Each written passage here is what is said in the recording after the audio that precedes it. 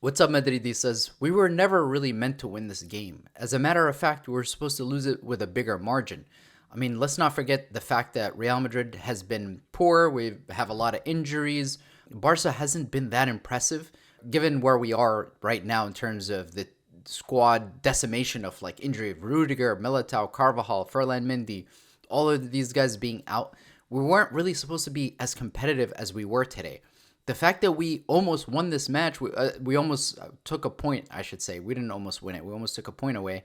Honestly, should tell you something because the best Barca side we've seen in a long time, in a decade, just barely beat Real Madrid, the worst Real Madrid side we've seen in years.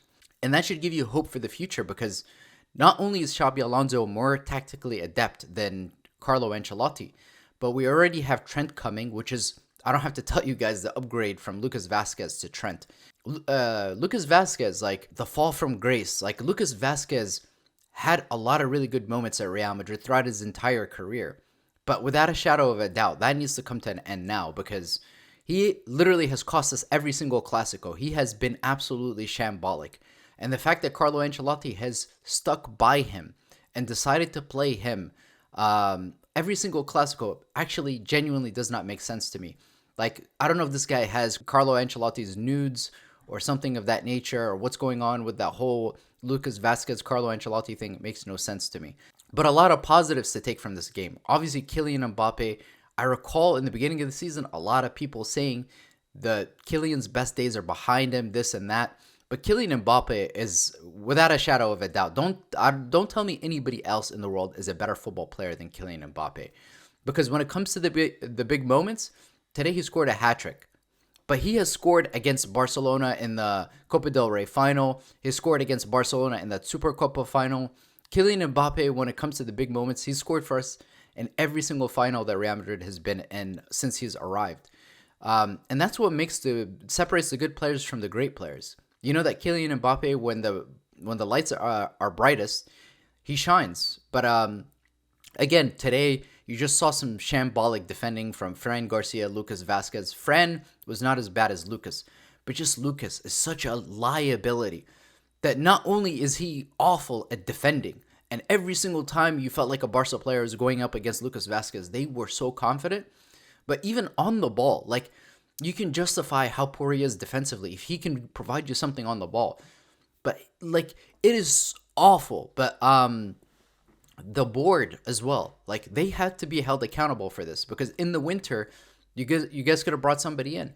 A lot of us have said bring in Sergio Ramos. If you brought in Sergio Ramos, you would have had more options. You could have maybe played Rüdiger less. Maybe Rüdiger doesn't have to undergo that surgery and doesn't have that issue. Maybe you play Raul Asensio at right back. Maybe you don't have that reliance on Lucas Vasquez playing at right back in every single big game. But that's what sunk Real Madrid. This is as much down to Carlo Ancelotti's poor tactics as it is the board just simply not giving the manager the players that he needs to be successful. But one of the things we do know for sure is Fran Garcia a Real Madrid quality left back? Absolutely not. I'm sorry. But Fran Garcia is not a bad player. Like, he belongs at a mid-table team. He belongs at a team that's trying to qualify for the Europa League. He belongs at a team. He's a Rayo Vallecano, level kind of fullback. But you can't depend on a guy like that to defend some of the best right wingers in the world. Like, if I'm Lamine Yamal going up against Fran Garcia for 90 minutes, he should have done more damage, to be frank. Like, Rafinha and Lamine Yamal, like, they capitalize on Real Madrid mistakes. It's not like they were like so devastating and they opened up Real Madrid and they scored all these opportunities. We just did not see that. This came down to individual mistakes by Real Madrid. First of all, how do you guys concede a corner kick like that? Like, I'm sorry, this is not a big German side where you're outmatched physically and they're winning those headers against you. Like, if you concede a corner kick to Arsenal, a lot of us are going to put our hands up and say, we're not thrilled about it. We're not happy that you conceded a corner to Arsenal, but we understand it. These guys are set piece specialists. Arsenal know what they're doing when it comes to corner kicks. But when you're going up against a side like Barcelona and you're conceding a corner, it's the fine margins. That is just simply not good enough. To me, you cannot concede 4 goals in a half and expect to win a match. You simply can't do that. And if you're Kylian Mbappe and you score 3 goals and you're on the losing side, like, what are you supposed to do? It's like, what else do I have to do for me to help my team win a match when I'm scoring 3 goals? What else do you guys want from me? But let's talk about Vinícius real quick. Vinícius was god awful. We don't have to talk about the fact that Vinícius this entire season has been absolutely shambolic. And you have to pull the trigger on taking him off. If Vinícius is not playing well, you have to take him off. There needs to be more accountability for people who are not playing well. And by the way, Rodrygo didn't even warm up. What's going on with that? Why did Rodrygo not come in? But you're telling me this kid, what's his name, Victor Munez? Like, bro, this kid straight up cost us this game. You're right in front of goal. You can't hit the target. Bro, you're playing professional football. Bro, how do you not even hit the target? This kid, like, why is Carlo Ancelotti playing this guy to begin with is what I want to know. Straight up, like, he cost you this game, and man, this is the final Clásico under Carlo Ancelotti we ever have to deal with. To be fair, he did not get the players that he needed, and that's on the board too because they let him down. But at the same time, with Xabi Alonso, we're going to be a much stronger side next season. I'm calling it from now. Next season, Real Madrid will win the league. I guarantee you guys. Real Madrid will absolutely win the league next season. And the Champions League, you never know because it always comes down to final margins. 38 games next season, Real Madrid will unquestionably win the league. The only thing that could stand in our way is if we suffer more ACL injuries to really key players. But again, I don't know what's going on with Rodrygo, if he wants to stay at Real Madrid, if he wants to leave, because it makes no sense. Apparently, he had a fever. That's why he didn't play the last game. But he traveled with the team. Nobody saw Rodrygo in the warm-ups. He doesn't come on. That chance falls to Rodrygo. We score and equalize, and then God knows what happens towards the end of the game. Arda Güler, wasn't very involved in the first game. He didn't have a lot of touches, a lot of the ball, but who did in the first half? To me, you cannot just take off Arda like that so quickly. Give him more time, especially when you start establishing yourself in the game. But next season, Real Madrid will be back. Again, nobody expected us to lose 4-3 when we've had this many injuries.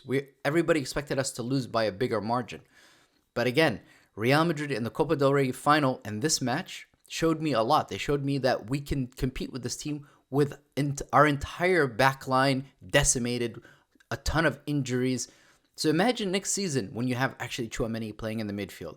You actually have Dean Huijsen in there. You actually have Trent in there. You have Rüdiger healthy back in there. You have Hernandez playing at left back or Miguel Gutierrez, whoever we're going to sign as a left back.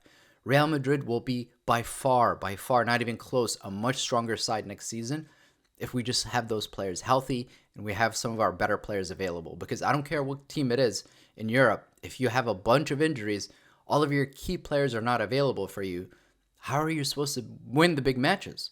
And that's what it came down to for Real Madrid. But we cannot discount the fact that Carlo Ancelotti took this club and this team as far as he could, because there gets to be a point in everybody's career where you introduce the same ideas to solve a problem and you hit the dead end. And that's what's happened with Carlo is he's run out of ideas, and the people that he trusts, his circle of trust has ran out because Lucas Vasquez is not good enough. I'm sorry. And there needs to be more accountability for certain players who are not playing well, players like Vinícius. The standards here are extremely high, and we expect our best players, especially the players who are earning the most money, to show up in the big moments. And one of the things we have to talk about too is that handball by De Jong for their second goal. I mean, how the VAR does not go back and look at that. Like, I'm genuinely, I'm really interested. Maybe some of the Barcelona fans can let me know. How is it that the VAR does not look at that? The guy straight up handballs it, and the VAR does not tell the referee, hey, go take a look at this. Because at the very least, they should have told him. Just like the Tchouaméni thing, they tell the referee to go check the VAR. In what world do you tell the referee to go check the VAR with the Tchouaméni one? Tchouaméni's arm is not in an unnatural place. He's not unnaturally making himself bigger. What is he supposed to do there? Is Tchouaméni supposed to chop his arm off? Like, what do they expect of him? I'll be making some videos coming up talking about as soon as Xabi Alonso is finalized and it's announced, I'm going to break down the tactics and how he's going to potentially use some of the players. As we sign more players this summer, I'll also be breaking down that news. So make sure you guys like, subscribe to stay tuned to all the latest information on Real Madrid. Hala Madrid, and we will be back.